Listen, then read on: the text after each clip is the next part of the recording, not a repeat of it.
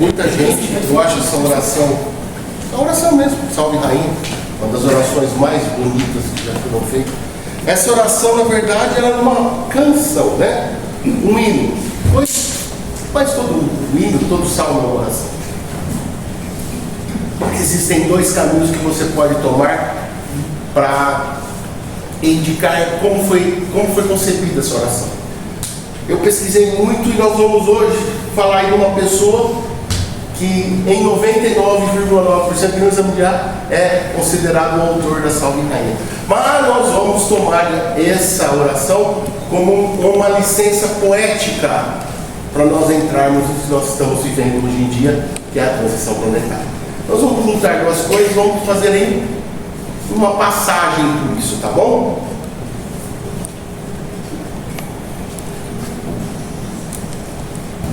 Hermanos Contractus.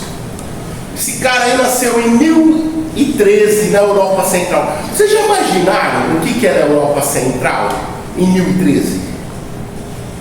Nós estamos falando da época feudal, época medieval feudal ali, onde se comia coisas podres para os reis, tudo para os plebeus nada, né? Para aqueles colonos feudais nada. E esse rapaz nasce ali, numa cabaninha ali, não vamos dizer nem, uma chopeira qualquer que existia.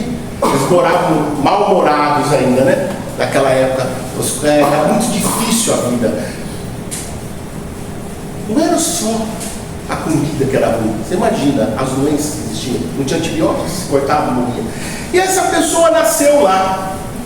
Nasceu com o lábio partido, ou lábio leporino, tem coluna bífade.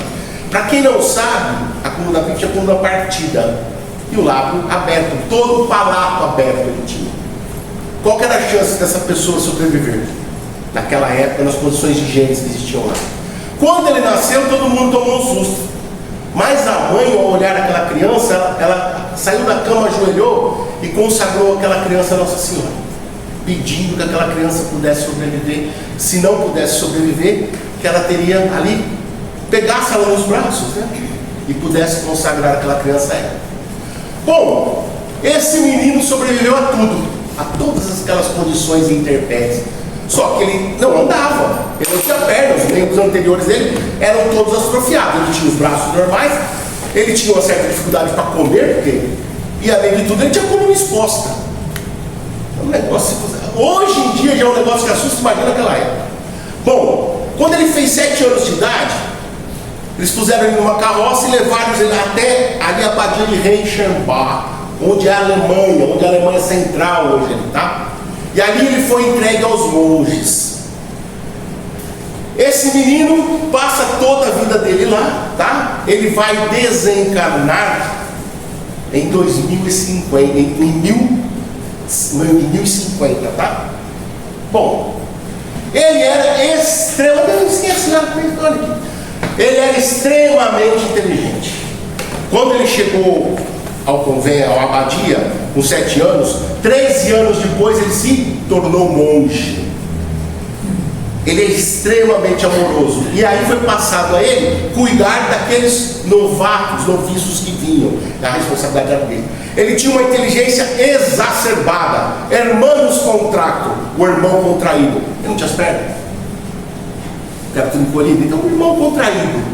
Escreveu muitos livros. Você pode encontrar hoje, dá um Google, você vai encontrar livros desse cara. Astrologia, que nós chamamos de biologia na época da ciência. Religião, física, matemática, caramba, 4. Escreveu muitos livros. E ele se perguntava, da onde vem?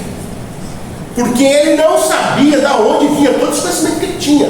Ele tinha mais conhecimento que a biblioteca que tinha na abadia. E ele todo dia se perguntava, da onde via esse conhecimento que ele tinha? E ele tinha sonhos. Muitos dos sonhos deles eram sonhos interessantes. Ele via um lugar com 2 sóis, ele alto, muito alto, de cabelos ruivos e olhos claros. E ele olhava pelaquela janela, pelo lugar que ele estava, aqueles sóis que brilhavam, uma coisa muito diferente. Um planeta, que hoje sabemos que é um planeta. muito mais evoluído daquilo que ele vivia. E lá ele buscava informações que ele trazia aos livros que ele escrevia. E nesses sonhos recorrentes, aquilo causava uma certa angústia nele, porque aquilo era vívido, ele reconhecia aquilo como digamos assim, como um fato real. Quem tem lembranças de vidas passadas vem com toda a carga. Se você sonha numa vida passada, você vai vir com toda a carga emotiva. Você sonha, é um negócio maluco. Para quem não tem, glória a Deus. Para quem tem, vocês não têm ideia do que é, tá? Bom, ele sonhava nesse lugar. Nesse lugar, ele era um físico muito competente. Muito competente. Licença poética, gente. Não vou pegar o pé da letra que eu estou falando, tá? A parte daqui, da Irmã dos Contrários, sim, estamos trabalhando uma licença poética. Viajava entre mundos, pegava uma nave de um mundo ao outro. Era extremamente inteligente, mas lhe faltava uma coisa: empatia, carinho, amor, caridade. E naquele lugar que ele sonhava, naquele sol que brilhava, um dia ele estava ali sentado, vivia sentado naquela cadeira ou carroça que a gente possa chamar. Ele rogou a quem? A Mãe Santíssima. Porque ele não sabia o que acontecia com ele, por que aquelas visões, por que aquele conhecimento. E ele apela: salve-me, rainha, Mãe da misericórdia, doçura, esperança e salve. Aquele dia ele apelou: salve-me, rainha, a mãe da doçura, da benevolência, da caridade, a rainha dos anjos da terra, esperança de me explicar o que acontece comigo. Salve! Quantas vezes a gente não quer saber coisas que a gente vê ou não entende? Passamos por trilhos, passamos por jornadas, pegamos encruzilhadas que nos batem a cara e a gente fala: salve-me, Jesus, salve-me, rainha, salve-me! Muitas vezes a resposta vem. Vem com intuição ou vem audível, depende do que você tem de mediunidade, mas sempre virá, desde que você busque de forma sincera. E naquele dia, quando ele dá isso daí, Nossa Senhora vem até ele, licença poética. Vamos pegar lá o livro A Caminho da Luz, de Emmanuel, tá? Por Chico Xavier, alguns trechos, como se fosse Nossa Senhora explicando a ele o que havia acontecido. E aí todo desenrolar, porque na verdade é o que ele passou e é o que nós estamos passando. Há muitos milênios, um orbe, pensem, Nossa Senhora explicando a ele, um dos orbes de capela que guarda muitas afinidades com o globo terrestre, atingir a culminância dos seus extraordinários ciclos evolutivos. Nós estamos na culminância de um dos nossos ciclos evolutivos. Está duro agora? Não, não, vai não. Esse ciclo que nós estamos vivendo agora, da transição planetária, ele começou aonde? Ele começou mais ou menos há 40 mil anos atrás, tá? Lá no mundo primitivo, ele veio vindo mais ou menos há 7, 8 mil anos. Nós tivemos grandes degredos, né? Vimos aí, principalmente, não o espiritismo é tratado mais aí o degredo de capela, nós vamos aprofundar nisso. Mas tivemos de Aldebaran, tivemos de outras estrelas também. Aldebaran, a raça mais, a que vai formar lá a raça chinesa, né? A raça ali daquela região, depois os seruzinhos aqui, mas isso não é o nosso contexto. Nós vivemos o mesmo motivo agora. Nós estamos no final do ciclo evolutivo. Nós somos trabalhadores da última hora. E nos basta entender como que é esse ciclo para podermos nos prevenir ou ajudarmos a passar por ele de uma forma calma e suave, sem transtornos. Porque todos nós vamos ser convidados ao chamado. Muitos serão chamados, poucos serão escolhidos. Nós todos seremos chamados a alguma coisa. Mas aí é você, com as suas ações, suas obras, que qualificam para uma das moradas do Pai. O meu Pai tem muitas moradas. Vou primeiro e prepararei para vós o caminho, porque eu sou a verdade, o caminho da vida. ninguém vai ao Pai se não for por mim. Está explicado. Então, naquela época lá, aquele orbe chegou a um ponto de culminância, onde houve uma, vamos dizer assim, uma exegese. Houve o quê? Um descarte de espíritos rebeldes que lá existiam. Está acontecendo mesmo conosco aqui. Mais ou menos desde 1979 foi intensificado esse degredo e cada vez aumentando mais. Nós temos levas de milhões de espíritos que estão deixando a Terra para dar lugar ao quê? Espíritos mais evoluídos. Quer dizer que você vai sofrer, que você vai lá para Quirona? Não, necessariamente.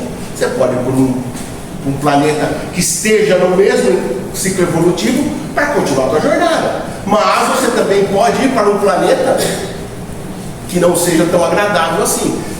Fogo lá é um pauzinho. Agora imaginem lá em Capela, como nós temos aqui, carros. Lá eles tinham um pouco mais avançado, mas não está longe não. O Elon Musk já não está dando ré em foguete? Lá eles também dá. Lá, numa das visões que tem no livro desse Irmãos Contratos, diz que ele tocava telas. Enquanto ele tocava essas telas, ele via as coisas acontecerem. Hoje a gente bate palma e fala: Alexa. Hoje nós temos celular. Eu adoro a geladeira. Já imaginou um mundo sem geladeira para mim? Tadinho de mim. Também pode. E essas pessoas ali, elas estavam o quê? Entravando a evolução desse orbe, porque aquele povo já havia conquistado o quê? A balança regenerativa, que é o mundo, a passagem de provas e expiações para em regeneração, onde se equilibra bem e mal. Mas aqueles virtuosos e piedosos, caridosos que estavam lá, eles estavam sofrendo um processo de bullying com os seres mais trevosos. Alguma semelhança com a árvore da terra? Estão querendo apagar a imagem de Jesus. Não vamos deixar lá.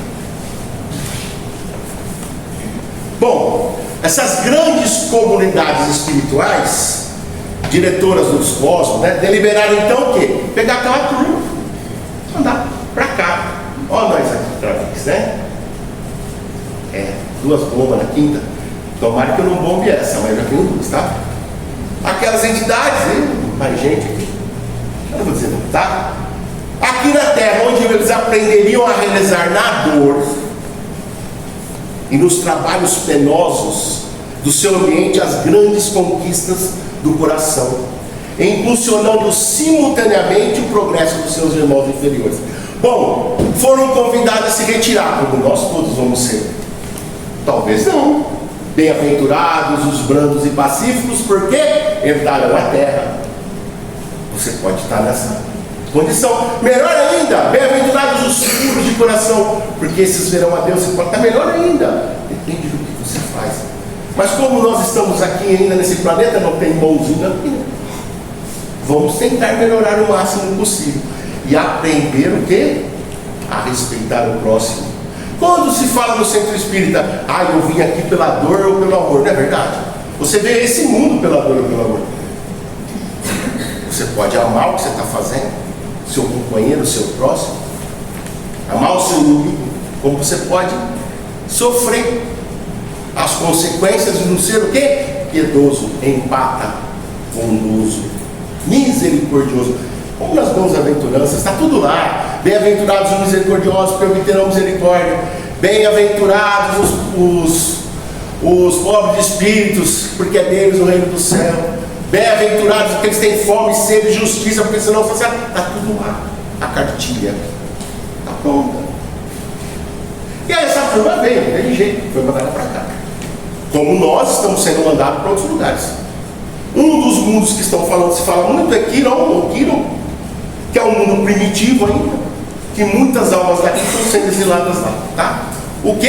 Levando o conhecimento adquirido, a religiosidade adquirida, tudo para lá, para poder formar aquele mundo primitivo. É mais ou menos na Terra 40 mil anos atrás. Legal. Tá? Bom, e aí ele ouve esse chamado. temos irmãos. Ele ouve e fala, mas caramba, o que me faltava, mãe? Então quer dizer lá que eu tinha tudo, eu construía inteligência, eu era uma pessoa que tinha muito dinheiro, muito poder, mas me faltava misericórdia, eu não sabia amar. É por isso que eu sofro tanto, estou nesse corpo aqui, espiando, sofrendo, buscando uma luz para entender por que a minha cabeça pensa tantas coisas e meu corpo é dessa forma. Porque eu não sou daquele jeito, do outro, daquele jeito do outro, eu vim assim. E ele começa a entender que esse sofrimento de dor fazia parte do quê? Do reconciliamento dele com Deus. Ele espiara ali, naquela condição, mas ao mesmo tempo usava a sua inteligência para crescer, e o amor que ele tinha aos noviços para evoluir e conquistar a asa do amor. A inteligência ele já possui.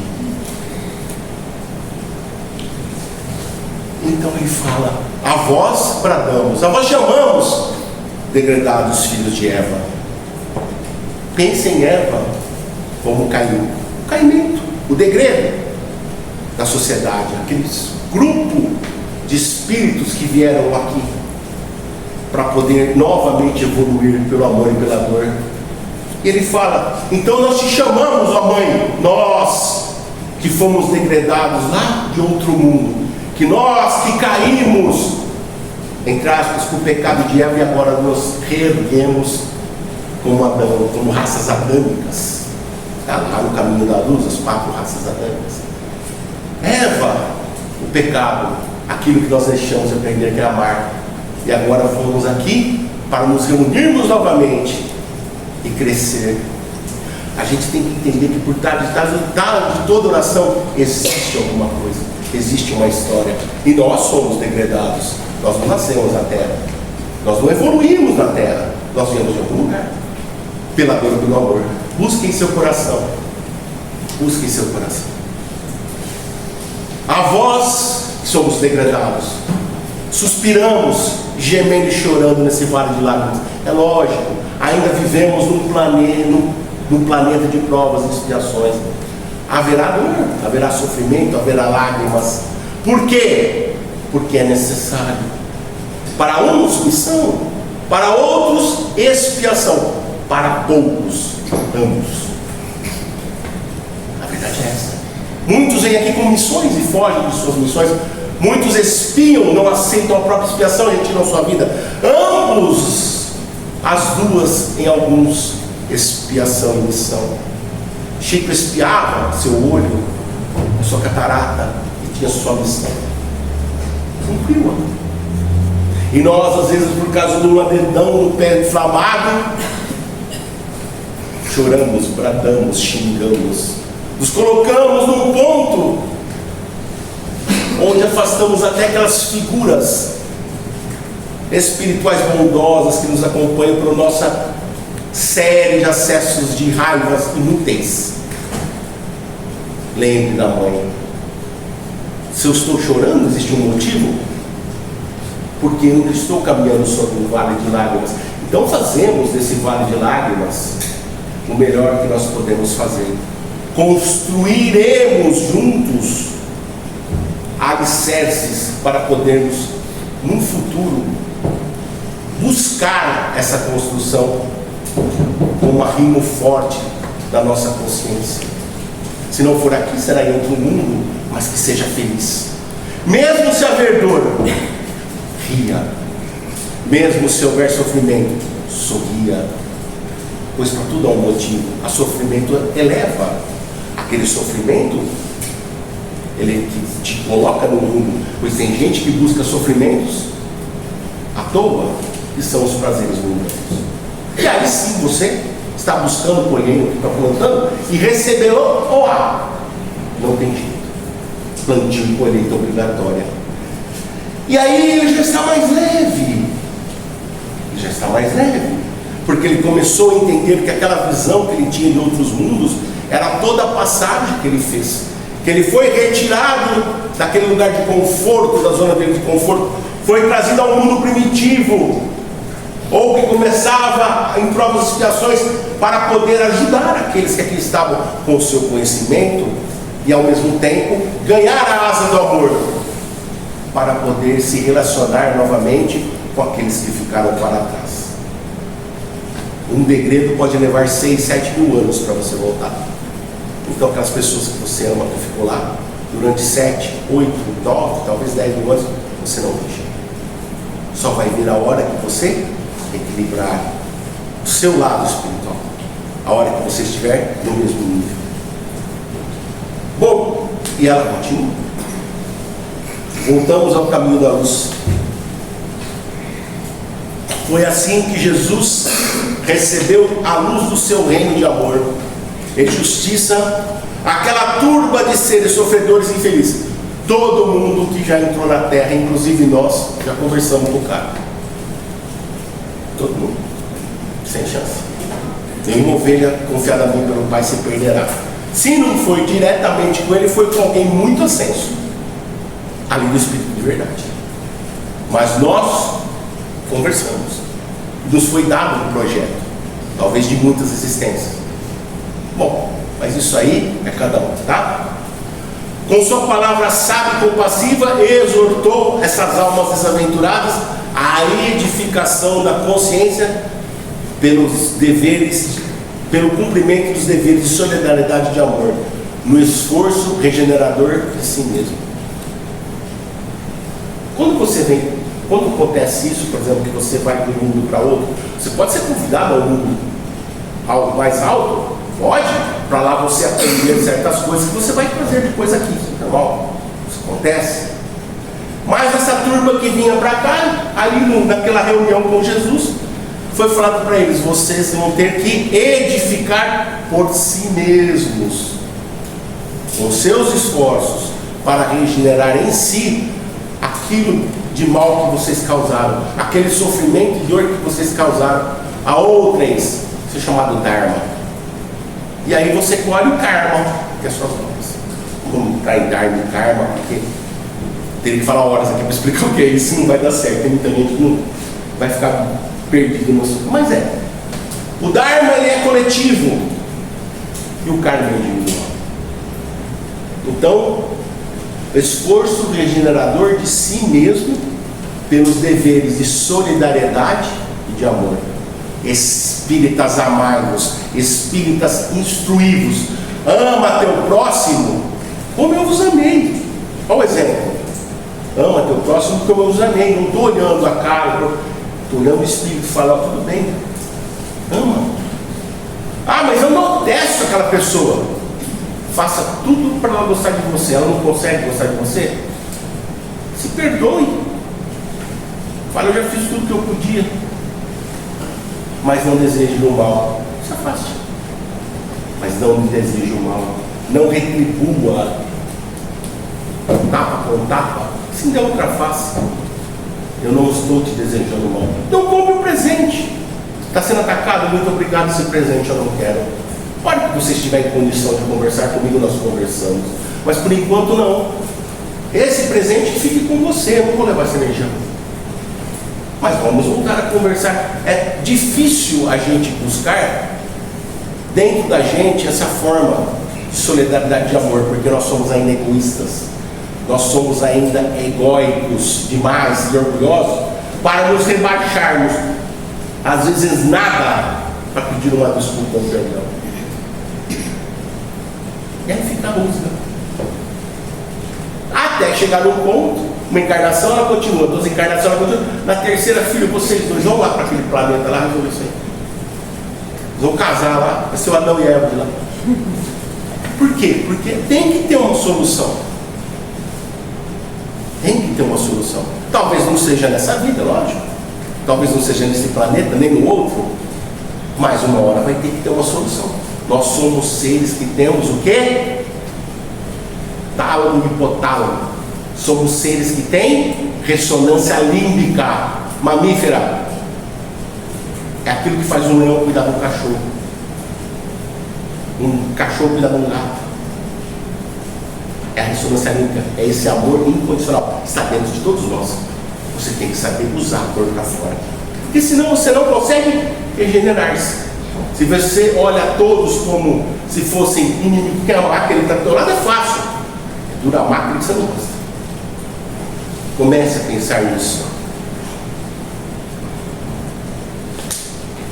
E aí, ele lembrou de quando passou lá pelo mestre, do projeto que foi dado a ele, e ele lembrou que ele espiava a última encarnação desse planeta. Viera com o corpo daquele jeito para pagar as coisas que houvera feito em outras vidas. Viera com a inteligência para poder ajudar os seus amigos. E viera com o amor àqueles meninos a quem ele ensinava. E ele fala: me mostra mais uma vez, por favor, minha mãe. Vai lá, Jesus, eu estou super arrependido do que eu fiz aquele outro. Eu me arrependo das coisas más que fiz e aceito esse corpo a que me foi imposto pelas minhas dificuldades. Aceito minha atual condição, minha mãe. Mas vai a Jesus e mostra ao seu bendito fruto do ventre. Aqui nós que estamos aprendendo a buscar em nós a força regeneradora e ganhar asa do amor. Vai, minha mãe, mostra mais uma vez que nós estamos cumprindo as promessas de Cristo. E é interessante, né? Muitas vezes a gente chama sempre um advogado, uma parte, né? Para cuidar fazemos aquelas burrices. Somos tão inteligentes que a metade do que mais da metade que a gente faz é burrice. Mais da metade.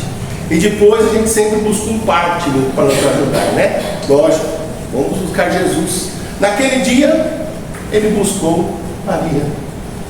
Mas nós temos que buscar aquele que está sempre convosco, que são seus bons amigos espirituais.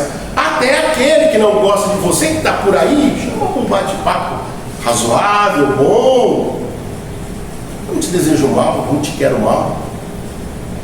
Porque muitas vezes você sente uma atração espiritual negativa perto de você, ou vê alguma coisa acontecendo e começa a xingar o coitado. Coitado entre aspas. Eu perguntei outro dia para um espírito: mas você acha justo você estar agindo nas sombras contra essa pessoa? O que você tem com isso? Eu falei: nada, não tenho nada com isso. Mas mostrarei a você uma coisa que você não vê. Enquanto você age nas sombras com ela, olha quem age nas sombras com você. Enquanto ele sugava aquela pessoa, existiam centenas de espíritos inferiores sugando aquele coitado, prisioneiro na própria obra que construiu, sem saber, escravo da própria consciência, porque enquanto ele obsidiava alguém que ele achava que devia certas coisas, ele era totalmente deformado já das energias que ele tirava. É uma coisa interessante. Não compre briga com o mundo espiritual, compensa.